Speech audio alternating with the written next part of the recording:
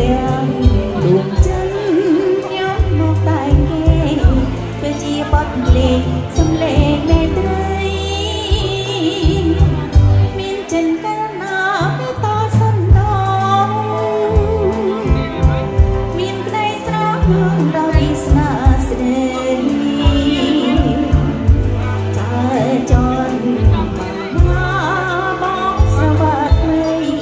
ប្រាក់ឡាំងសម្ដីមានលេខលំសា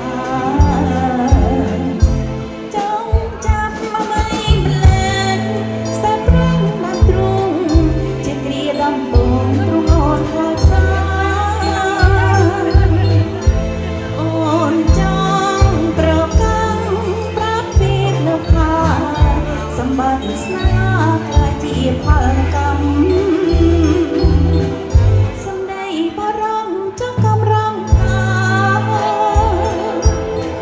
ចាលងចិនមកប្រជារដ្ឋឆ្នាំប្រដងដៃទៅអត់ស្រីនៅចាំក្នុងសមុទ្រកម្មជាអវសាន